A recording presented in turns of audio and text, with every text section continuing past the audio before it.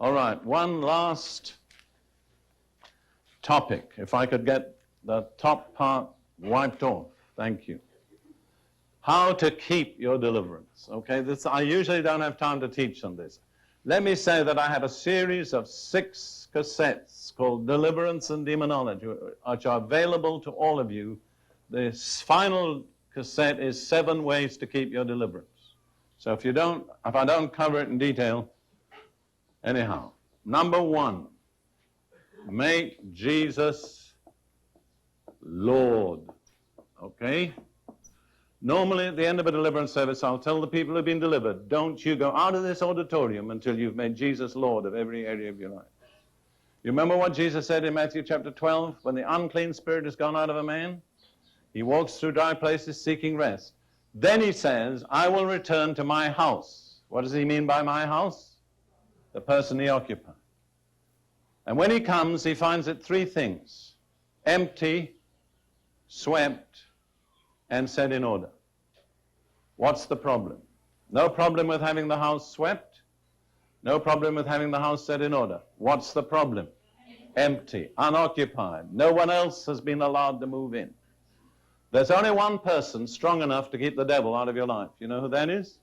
Jesus. Every area Jesus occupies is safe, but any area where he is not Lord is unsafe. Have you ever driven through the United States about 6 or 7 o'clock in the evening looking for a motel to spend the night? You're looking for one word in red neon letters. What is it? Vacancy. That's right. And when you see that, you know you can get in. Well, in the spiritual world, any area of your personality which is not totally given to the Lordship of Jesus has got that red neon letter sign, vacancy. And the enemy knows he's welcome. And when he comes in, he's liable to bring with him 7 others worse than himself. All right, number 2. I'm going to just put briefly, garment of praise. The scripture says God has given us a garment of praise in place of the spirit of heaviness. Is that right? You see, when you are praising the Lord, you bother the devil more than he can bother you. Let me relate this briefly. Years back, before I've gotten to this ministry of deliverance, I was just pastoring an ordinary sort of Pentecostal church in London. We had 2 Russian Jewesses who had marvelously escaped from Russia, been saved and baptized in the Holy Spirit, and my first wife and I were praying with them, and they really believed in praising the Lord. I mean, they were not reticent. They said in Russia, the Baptists praise the Lord much louder than the Pentecostals outside Russia.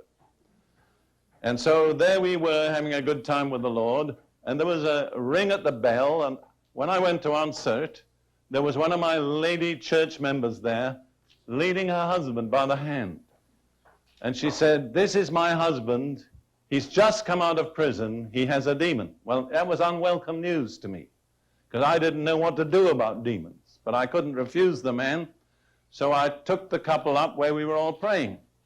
And I said, we'll pray. You know, that's a safe coverall. It's always spiritual to pray. Sometimes it doesn't produce any results, but at least you sound good. So we went on praying, and these Russian sisters, they didn't care about anybody. They were praising the Lord. So this man sidled up to me, and he said, there's too much noise. I'm going. I didn't premeditate my answer, but I gave him the right answer. I said, listen, the one who doesn't like the noise is the devil, because we're praising Jesus. You've got 2 options. If you go now, the devil will go with you. If you stay, the devil will go without you. He said, I'll stay. And about 10 minutes later, without anything further happening that I was aware of, he came up to me, he said, it's just left. I felt it leave my throat. Well, that was such a demonstration to me how much the devil dislikes the praises of Jesus. If you put on the garment of praise, he'll stay away from you, because you embarrass him more than he can embarrass you. Number 3, put on the full armor of God. That's not an option. Ephesians 6, 14 through 17, as it starts with 12. That's right. Okay. Now, that's all listed for you. I don't have to tell you all about it. Number 4, live by God's word.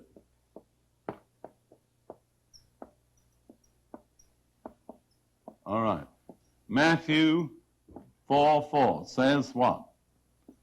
Man shall not live by bread alone, but by every word that proceedeth out of the mouth of the Lord. You cannot live by your feelings. That's the most dangerous thing you can do. You'll be up and down, and every time you get a bad mood, you've opened the door. There's a little list of 3 F's. Fact, faith, feelings. Okay, now you have to keep them in that order. The facts are in the Word of God. Faith believes the facts, and feelings fall into line. But if you reverse the order and start living by your feelings, you've lost your anchor. You're like a ship adrift without an anchor. Number 5, submit to God. And what else? Resist the devil. That's right. I'll put Satan because it's shorter to write, which is James 4:7. Notice which comes first. Which do you have to do first? Submit to God. If you've submitted to God and you then resist the devil, what does the Bible say will happen? He will what? Flee from you. Do you believe that? But a lot of Christians are actually doing the opposite. They're submitting to the devil and resisting God, you see. Really, many. All right, number 6. Number 6. I'll put right fellowship. I don't put in more. It matters what kind of fellowship you have.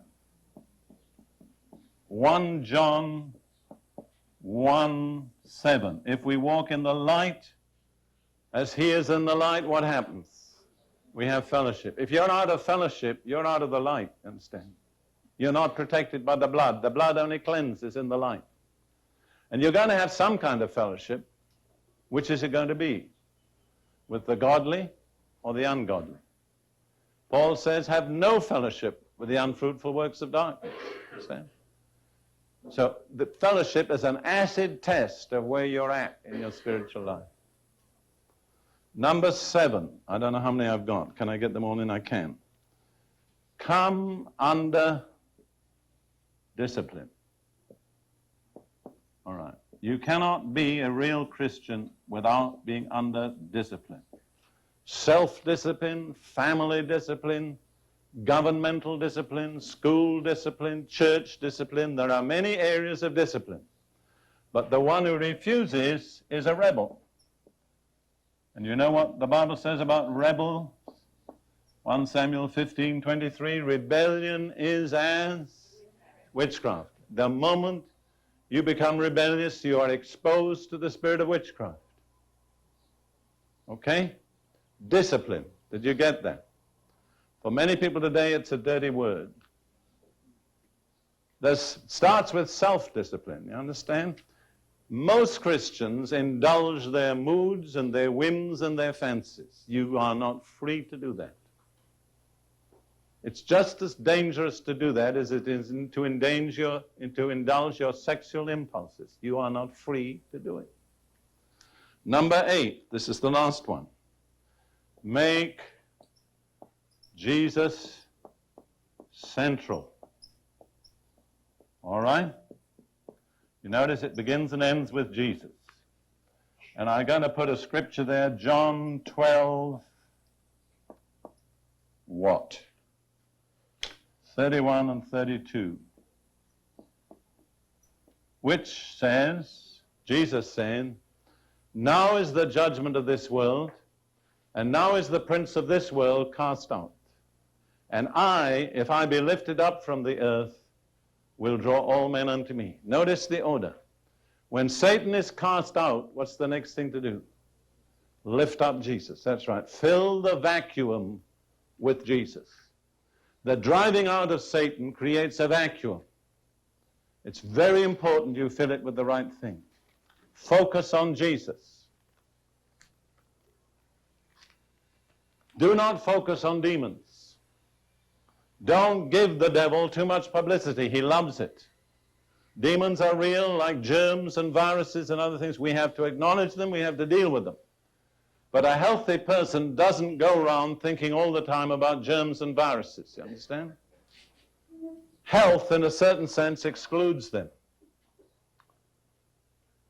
Don't see a demon under every cup and saucer. And if you're from some old-line church, or even a less old-line church, don't go back, go up to your pastor or rector, stick your finger between his eyes and say, you have a demon. Understand? It may be true, but it's not the right way to handle the situation.